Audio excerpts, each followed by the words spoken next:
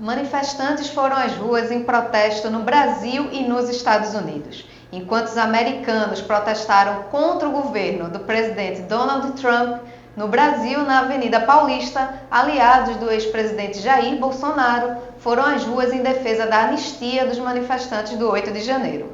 Mas se as ruas estão em polvorosa lá fora, aqui você tem um cafezinho para acalmar os ânimos e refletir sobre os principais assuntos da política nacional e internacional.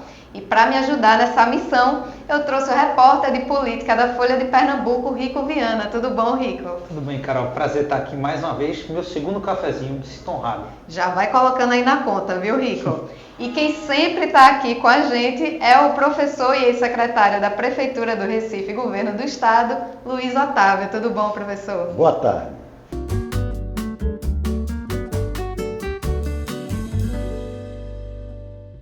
E professor, a gente já viu aí que o cenário anda bastante turbulento. Mas aí o que é que as ruas mandam de recado, tanto para o presidente Donald Trump, quanto para as instituições brasileiras? Eu penso, Carol, que talvez fosse útil a gente começar a conversa de hoje acentuando o fato de que nós estamos tratando de tarifação, supertarifação determinada pelo presidente dos Estados Unidos. O que é isso? O que é tarifar? O que é tarifação? O que são essas tarifas? Isso é um instrumento de política fiscal, de política pública na área tributária. É um instrumento que os países usam para calibrar bem, não as suas receitas, que é o que está pretendendo o presidente Trump, mas não se trata disso. Se trata de se fazer um ajuste nos termos de acordo entre os interesses comerciais dos países. Quando se faz uma medida de política fiscal como essa, nós temos que admitir o exame de dois aspectos importantes. O primeiro deles é a consistência dessa medida de política fiscal no conjunto dos sistemas tributários nacionais. O segundo aspecto é o impacto econômico e social decorrente dessas medidas. Ora, o que é que nós vimos nesses últimos 3 ou 4 dias depois da tarifação do presidente americano? Nós vimos que não houve formulação, não houve um esforço de concepção, não houve um espaço de discussão. Não se sabe, inclusive, quem são os autores, porque parece que não os há, dessa política. Parece ter sido muito mais a impulsividade de um presidente que monta em cima de uma retórica do exercício urbanístico e imobiliário que inspirou sua carreira no setor privado.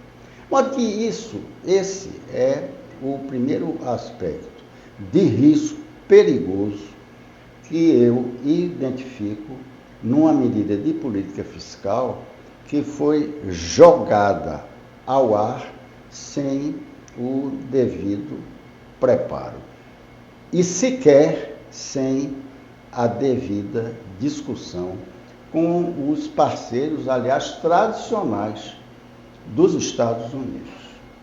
O segundo ponto, Carol, que eu acho importante mencionar, é que, examinando a natureza das medidas adotadas pelo presidente americano, o que eu observo é que há uma inspiração de retórica, há uma inspiração emotiva, há uma baixíssima taxa de coerência e de racionalidade nas medidas que foram adotadas pelo presidente Trump. Então, os efeitos disso, eles são extensos e profundos.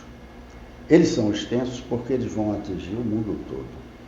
E eles são profundos porque eles vão causar uma alteração importante no sistema econômico mundial. Pois é, o cenário, professor, é de uma imprevisibilidade grande agora, né? A gente estava vendo nessa primeira quinzena de abril como o mercado reagiu negativamente essas políticas adotadas por Donald Trump. A gente teve o circuit breaker no Japão, o mercado australiano caindo, o mercado global como um todo preocupado, um cenário complicado. E o Brasil, na última grande crise mundial, de recessão mundial em 2008, conseguiu mitigar ali os efeitos da crise financeira, porque tinha alguns anos de superávit. Só que o que a gente pode imaginar de cenário atual para o Brasil? O Brasil está num momento que conseguiria sobreviver a uma recessão global ou não? Veja, o Brasil não é um planeta isolado, não é? Mas ele está no conjunto de relações econômicas e sociais com outros países. Então, eu imagino que seja apropriado fazer um exame inicialmente dos efeitos sobre a economia mundial. Então, a gente vê claramente que os Estados Unidos vinham num processo de crescimento estável e de inflação sob controle, que acaba de ser destruído pelo presidente Trump. Porque a inflação vem. Tarifa significa custo fiscal significa alteração de preço. Por outro lado, significa que haverá um impacto sobre as taxas de crescimento. Por quê? Porque a economia é confiança. A economia é estabilidade do sistema, estimulando os investidores a fazerem os seus investimentos. E é isso que a gente não tem aqui, como você acabou de mencionar. Então, do ponto de vista global, o que eu penso que vai ocorrer é a diminuição das taxas de crescimento de Estados Unidos e de Rússia. De Rússia por razões muito próprias decorrentes da guerra com a Ucrânia. E dos Estados Unidos porque os Estados Unidos ficaram isolados do mundo por uma política que, na verdade, na prática, representou um ataque frontal às economias de aliados tradicionais. Agora, do ponto de vista do Brasil, eu defendo a seguinte tese. O Brasil tem resultados importantes e favoráveis decorrentes dessas medidas tomadas pelo presidente americano. Por quê? Em primeiro lugar, porque o Brasil vai substituir os Estados Unidos nas trocas comerciais, principalmente das commodities.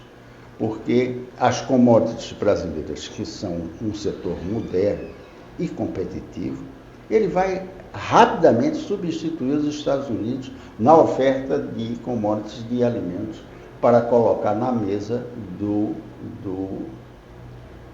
das famílias chinesas. No fundo, eu penso que se abre uma larga avenida chinesa para as commodities brasileiras. E isso vai ter um impacto muito positivo do ponto de vista da oferta e venda de commodities, de produtos, de alimentos à China. Em segundo lugar, porque, no fundo, o que ocorre com a economia brasileira é que nós vamos ter a oportunidade de abrir novas chances no comércio com a Europa.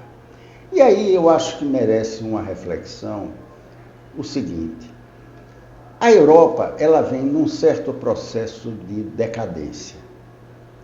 Problemas internos de natureza política, com o extremismo e com o desemprego, principalmente no caso dos jovens, e, em segundo lugar, com os problemas decorrentes das correntes migratórias principalmente da África, mas não só, para os países europeus. Então, esse tipo de dificuldade fez com que a Europa não tivesse, nas 2, 3 últimas décadas, um desempenho brilhante em relação à taxa de crescimento.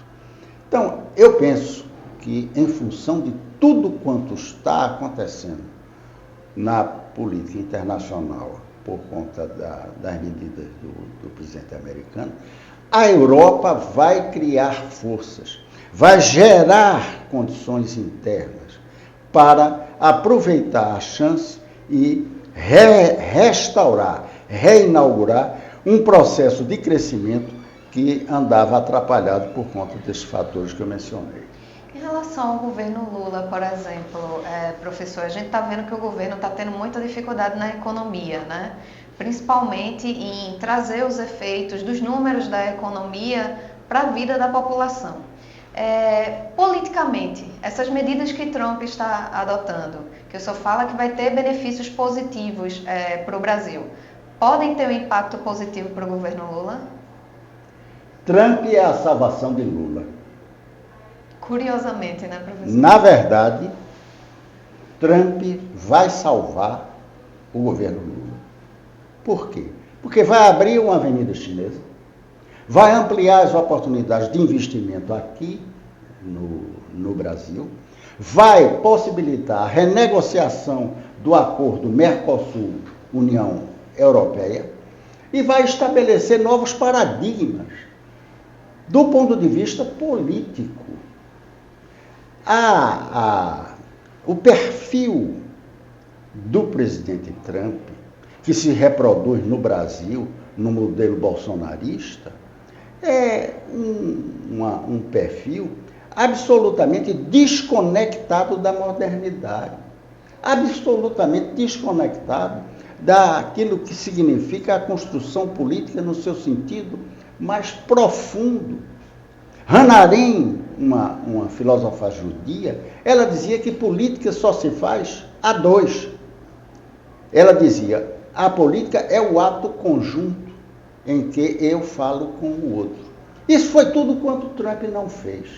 De modo que eu penso que as consequências políticas para o Brasil, além das consequências econômicas positivas, as consequências políticas serão favoráveis. E serão favoráveis por isso. Por quê? Porque o modelo de decisão, o modelo de governança do presidente Trump dispensa a racionalidade, dispensa a consistência, dispensa a coerência e a economia não gosta disso. A economia gosta de racionalidade e de consistência.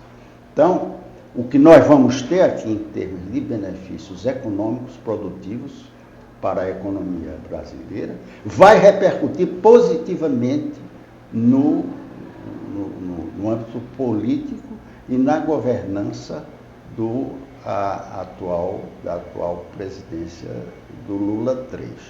De modo que eu não tenho nenhum constrangimento, nenhuma dúvida em afirmar. Trump vai salvar Lula. Será que ele combinou isso com Eduardo Bolsonaro, o Trump? O amigo dele? Eu acho que não, né, professor? Certamente não. Certamente que essa impulsividade do presidente americano decorre muito mais de uma inspiração aventureira, mas de uma mascataria imobiliária, do que de uma formação cartesiana, que é o que deve inspirar a boa política. Professor, o que o senhor imagina? Eu sei que é uma pergunta difícil de pensar o que se imagina na cabeça de Donald Trump, mas o que a gente pode analisar de um cenário onde aconteça uma possibilidade dos Estados Unidos e de Donald Trump de fato sair vitorioso dessa guerra comercial? O senhor imagina um trajeto que possa levar a isso ou não? É muito difícil supor que depois de tanta destrutividade em que o governo americano afrontou a soberania dos outros países, afrontou as regras da Organização Mundial do Comércio, afrontou a consistência das políticas públicas que devem orientar esse tipo de medida, é muito difícil supor que haja uma taxa mínima de sucesso nessas medidas. Porque, no fundo, está se trabalhando com 2 níveis de destruição. Há a destruição das condições básicas de funcionamento operacional das economias, porque o supertarifaço ele provocou a inaptidão do sistema de funcionar em bases racionais.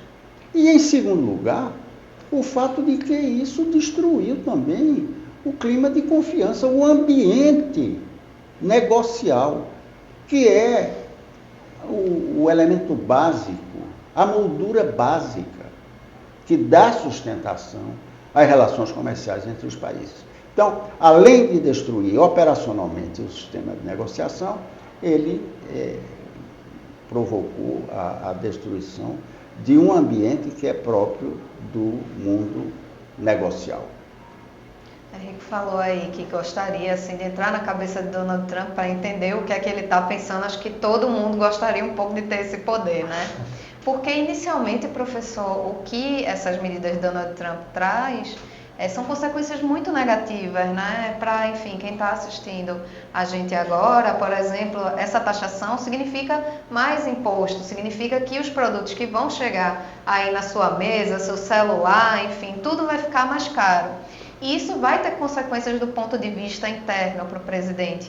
O que é que o senhor vê em relação à popularidade de Trump a curto prazo, a partir do momento que essas medidas sejam sentidas para a população e se isso pode ser devastador para o governo dele em termos de popularidade?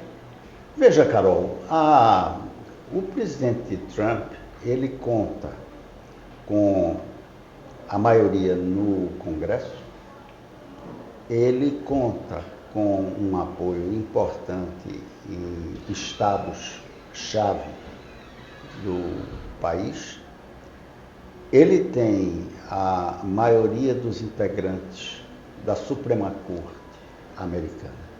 Então, ele ganhou nos votos distritais e ele ganhou no voto popular. Então, é uma força política muito grande, não é? O que eu imagino é que a direção, o rumo que essas medidas que ele vem adotando é de um desatino muito grande, porque a curto prazo devem deflagrar um processo de elevação de preço. E a médio prazo deve deflagrar um processo de realinhamento dos países do sistema global. Então, nós vamos ter como consequências um movimento de dentro para fora dos Estados Unidos, negativo, por conta da instabilidade econômica e da elevação de preços. E vamos ter, ao mesmo tempo, um movimento negativo de fora para dentro, com o cerceamento, a limitação das oportunidades de negócio com os Estados Unidos por conta da forma como o Trump produziu esse tarifaço. De modo que eu penso que será difícil ao presidente Trump ele reverter aos níveis anteriores o conforto, o prestígio, a confiança que ele conquistou depois da eleição. Acho que vai ser muito difícil. A gente estava falando aqui no início sobre as manifestações e a gente falou da manifestação de Jair Bolsonaro na Avenida Paulista. Uma das primeiras conversas que eu tive com o senhor, eu perguntei sobre a correlação que a gente vê às vezes dos Estados Unidos com o Brasil, né? Donald Trump eleito em 16, Bolsonaro eleito em 18. A gente teve uma quebra, não houve uma reeleição de Trump em 2020, em 2022 não houve a reeleição de Jair Bolsonaro. Agora, no momento, parece que ficou difícil do Brasil acompanhar a história americana, né? Então, como é que a gente consegue ver? Porque Jair Bolsonaro e o seu grupo ficou bastante feliz quando houve a eleição do Donald Trump, pensando que pode haver uma nova vitória bolsonarista em 2026. Como é que está o cenário de Jair Bolsonaro agora? É um cenário positivo ou negativo? Visto que ontem na Paulista a gente teve um número de pessoas menor do que o que Jair Bolsonaro já colocou no auge do bolsonarismo, mas que a turma de Jair Bolsonaro fala que foi um número histórico. Como é que está o cenário de Jair Bolsonaro agora fora desses ideais políticos, dessas paixões políticas de esquerda e direita? Qual é o cenário real? Veja, a gente tem no Brasil hoje, na conjuntura política, dois elementos principais. O primeiro é as condições segundo as quais o governo Lula se desempenha. Se o governo Lula avançar na direção de uma recuperação, o bolsonarismo enfraquece. Se o governo Lula evoluir para uma posição de fragilidade na economia e nas entregas que tem que fazer a população, o bolsonarismo sobe. Esse é um ponto. O segundo aspecto é o de que, do ponto de vista geral, global, há hoje uma tendência de direitização da opinião pública mundial. Nós tivemos o ciclo da social-democracia na Europa nos anos 70 e 80. Depois nós tivemos o movimento do Estado mínimo, que foi liderado por Margaret Thatcher e Ronald Reagan. E nós estamos tendo hoje, a partir de Trump e de alguns países europeus, um movimento de direita. Só que eu penso que há um equívoco de avaliação no bolsonarismo em querer capturar o modelo trumpista para o Brasil. As condições são completamente diferentes. São duas culturas diferentes, são duas histórias diferentes, são duas formações diferentes, são dois perfis sociais diferentes. A organização política é inteiramente diferente. De modo que eu acho que há um equívoco grande em querer se fazer esse alinhamento. E o que é mais grave, que nós ouvimos ontem na Avenida Paulista, é se fazer a defesa, como o Bolsonaro fez, das medidas adotadas pelo Trump. São coisas que não cabem na inteligência das pessoas. E não cabe, às vezes, nem para a própria base política dele, porque ele tem muitos interesses ali com agronegócio, mercado financeiro que são dependentes, muitas vezes, de exportações para os Estados Unidos. Né? Professor, a conversa está muito boa aqui, mas a gente vai ter que interromper porque o nosso tempo acabou. Agradecendo aqui a sua presença mais uma vez, trazer, enfim, toda essa sabedoria e conhecimento para a gente. Muito obrigada, professor. Obrigado, eu. E obrigada também, Rico, né, que está participando aqui pela segunda vez. Venha mais vezes, viu, Rico? Só chamar que eu venho. Obrigado, Carol. Obrigado, professor.